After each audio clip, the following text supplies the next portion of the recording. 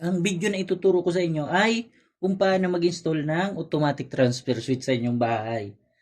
Kadalasan ini-install ito kapag meron kayong solar sa bahay o kaya naman generator.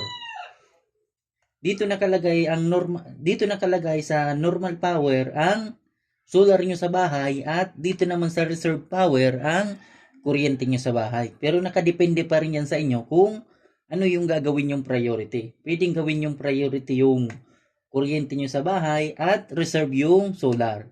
Pero kung malaki yung setup ng solar nyo ay mas maganda ay sa yung naka-priority. Kapag nalobat yung solar ay automatic siyang magta-transfer dito sa kuryente nyo sa bahay. At kapag kinabukasan ay na-charge na yung solar nyo ay automatic magta-transfer ulit siya dito. Dito sa taas yung line side niya. At dito naman sa baba yung load side. Pagdating dito sa baba ay may makikita kayong N at saka N naman dito. Yan yung paglalagyan nyo ng wire. Naka-parallel connection lang yan. At meron din ditong nakalagay na 2. Pagdating dito ay meron din 2. Diyan nyo lang niya siya i-connect. Wiringan na natin. Ito yung wire. Lagay natin dito sa N. Papunta dito sa N.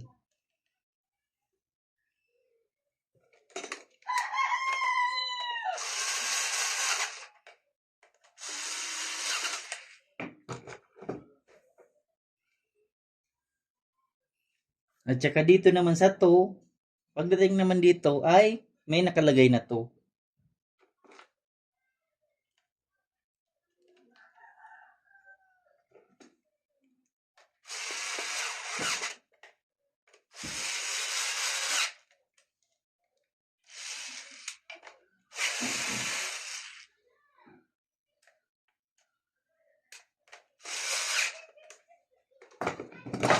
Ganyan, parallel connection lang siya.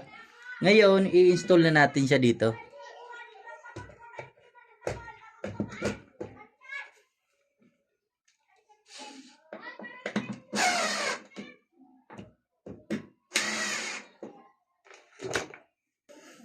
Meron na tayo ditong nakaabang na circuit breaker. Ito yung circuit breaker ng solar nyo sa bahay. At dito naman nakalagay yung kuryente nyo sa bahay. Meron na tayong supply dito sa solar. Ngayon, wiringan na natin. Pagdating dito yung live. Dito rin sa baba yung may nakalagay ditong 1. Yan yung ilalagay yung live.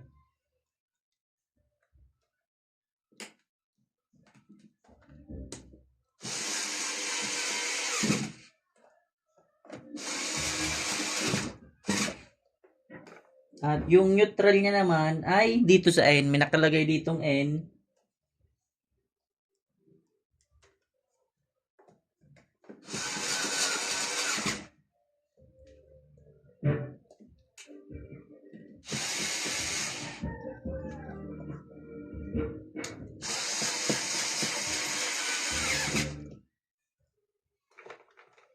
Wiring nga naman natin yung sa kuryente nyo sa bahay.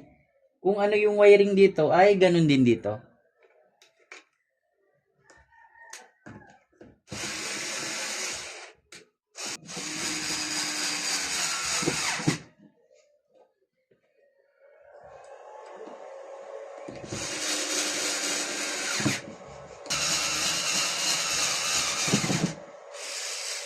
At ngayon, susuplayan na rin natin yung breaker ng kuryente nyo sa bahay.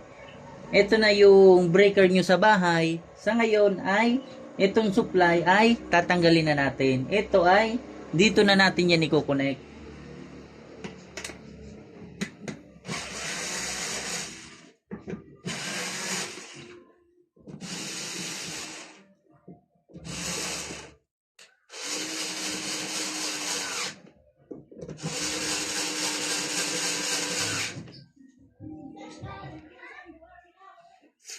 Nasupplyan na natin yung solar at yung kuryente nyo sa bahay.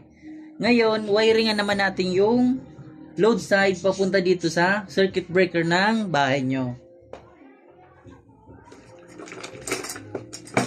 Meron tayong ginawang wire.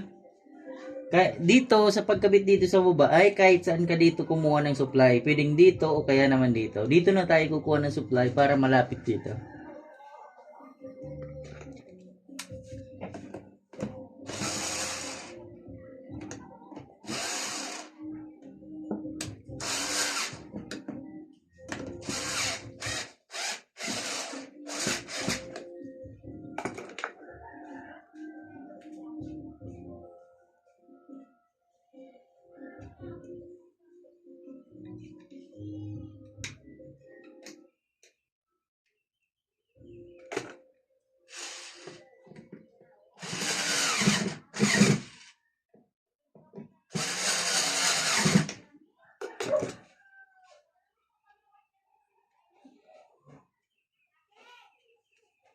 Na wiringan na natin yung automatic transfer switch. Ngayon, itry na natin. I-on na natin ang circuit breaker ng kuryente nyo sa bahay. At i-on na rin natin yung solar.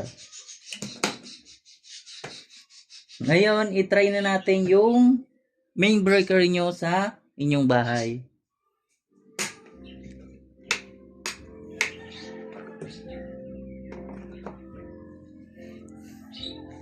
Ganito ang wiring connection sa pag-install ng automatic transfer switch.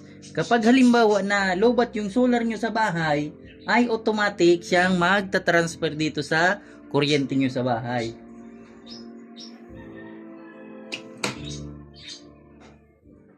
At kapag halimbawa kinabukasan na charge na ulit yung solar nyo sa bahay, ay automatic siyang babalik sa solar.